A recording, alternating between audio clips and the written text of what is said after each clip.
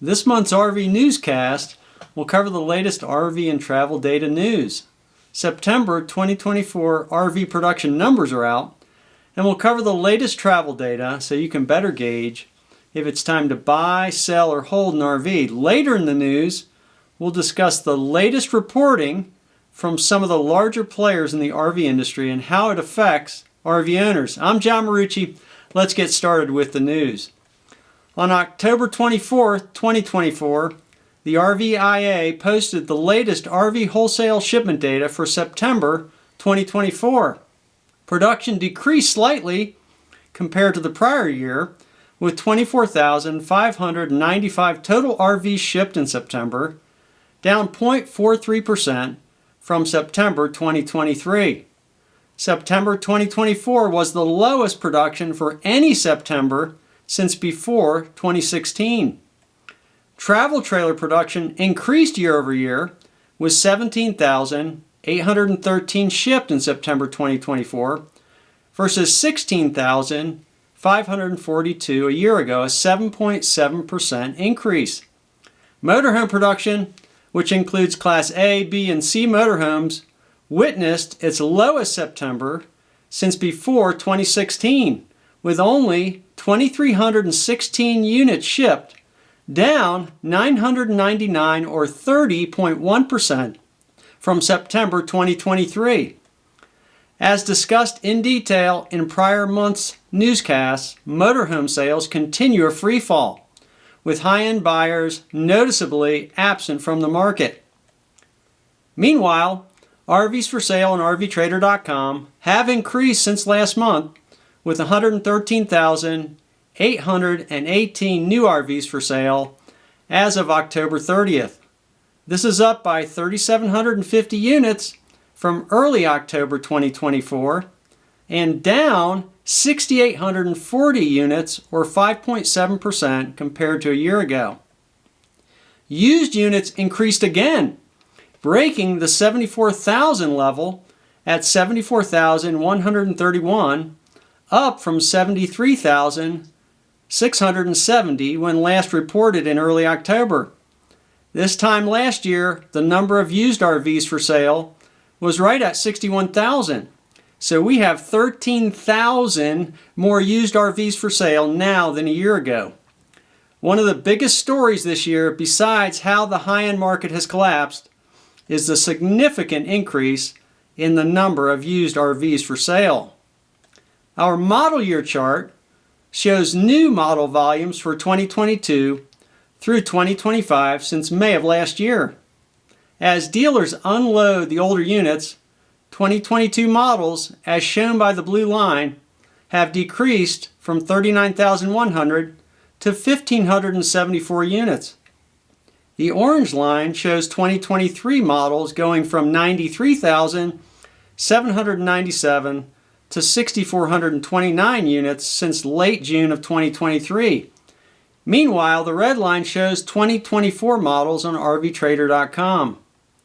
In late June of 2023, there were 8,238 new 2024s, and now there are 43,161, having peaked as 2024 production runs wane. Also, 2025 units, as shown by the teal line, are ramping up. There are currently 62,515 2025 units for sale, increasing by 12,236 since early October. When we look at the model year data by number of weeks on market, surprisingly, we see 2025s of the teal line ramping up quicker than 2024s of the red line at the same number of weeks on market. Also, the 2024s are falling off faster than the 2023s or the orange line. The 2024 model year looks like a historically low production run that ended about 4 months ago. As a reminder, many, but not all dealers advertise on RVTrader.com to sell inventory. It remains an excellent proxy for overall dealer inventory. You can follow my account on X at John Marucci to receive weekly updates on this data.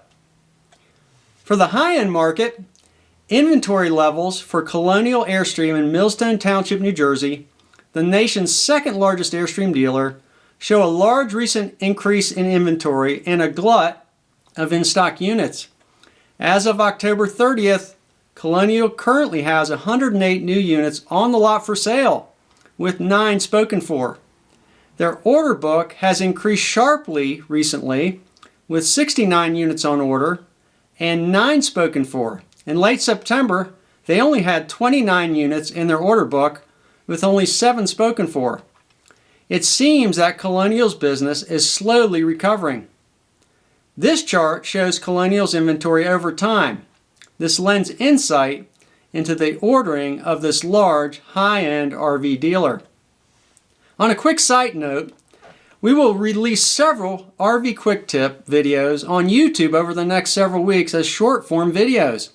If you are subscribed and have clicked the bell icon to be notified when new content is available, you should see when these helpful, short, quick tip videos are published. If you are not subscribed, please consider doing that now. The Bureau of Labor Statistics revised August 2024 manufacturing employment data for Elkhart County, Indiana. The August 2024 manufacturing employment level sat at 62,900, staying reasonably steady since the beginning of the year. The August 2024 number is below June of 2016, which was 8 years ago. The last 8 years of manufacturing employment growth in Elkhart has effectively been wiped away. The BLS is forecasting manufacturing employment to decrease sharply for September of 2024. Gas prices have decreased in the past month. According to AAA, the current average nationwide price as of November 2nd was $3.11 per gallon for regular unleaded, down 8.6 cents from a month ago and down 33.8 cents per gallon from a year ago. An RV trip of 3,000 miles at 10 miles per gallon would cost $933 now versus $1,034 a year ago, a 9.8% decrease. Diesel prices have also decreased in the past month and currently sit at $3.56.3 per gallon, down about a penny from a month ago and down about 88 cents from a year ago. A similar 3,000-mile trip getting 12 miles per gallon would cost $891 now versus $1,110 a year ago, a 19.7% decrease. Camping World reported third quarter earnings on October 29th. They are the largest RV dealer, which is why we're going to take a quick look. Revenue increased on the sale of new RVs by $145.7 million, or 21.5%. This was counterbalanced by a decrease of $143 million on the sale of used RVs. Units sold in aggregate were up slightly, but the average price was down for both new and used RVs. New unit average selling price was down 7.4% and 7.7% for used RVs. Let me elaborate for a moment. What this shows is that while Camping World is selling slightly more units, they have done so by discounting both new and used prices. This is good for the few of us who might be considering a new RV. However, this isn't good news for most of us who own an RV.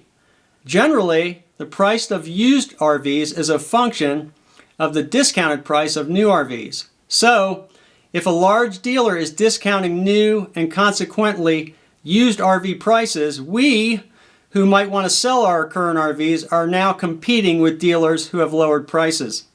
In reality, it means lower prices for every used RV and a loss of value in what you currently own. And this is not because of anything you've done. This is why I've been so adamant and outspoken about how the industry failed customers by yielding to pressure to overproduce during the pandemic. By doing so, the customer initially lost with poor quality and lost again with lower residual values. Meanwhile, after recently reporting disappointing results, Winnebago CEO Mike Happy said that retail sales are quote-unquote sluggish compared with last year. Happy said, quote, The focus on affordability and price points that consumers are open to engaging with our high-volume, lower-cost competitors innately probably have more of an advantage and an appetite to compete aggressively in those price points, unquote. Okay, let's unwind Happy's word salad.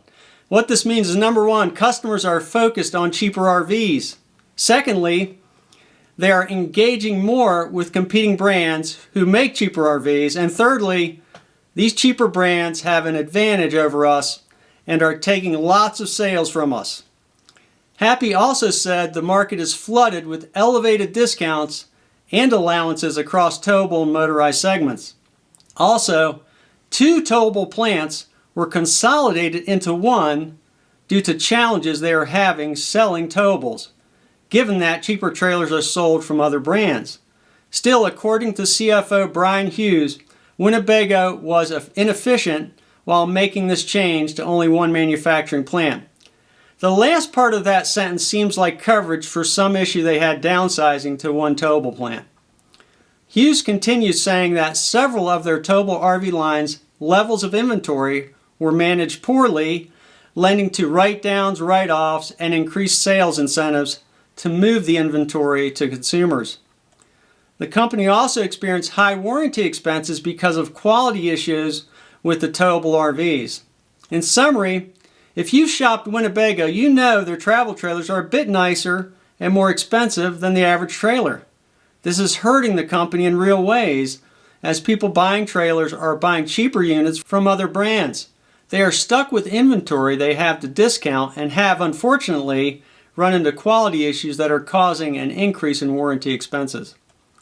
So what we are witnessing is that pretty much all more expensive units, whether motorhomes or expensive trailers, see a real decline in demand.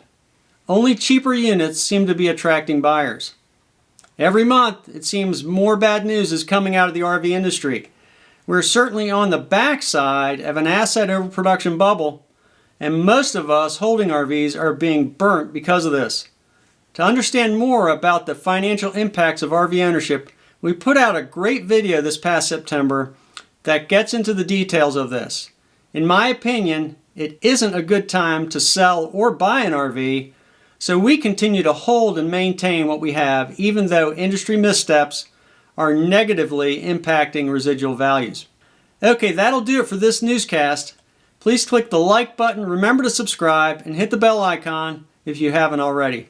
Thanks for watching. This is John Marucci, and so long for now.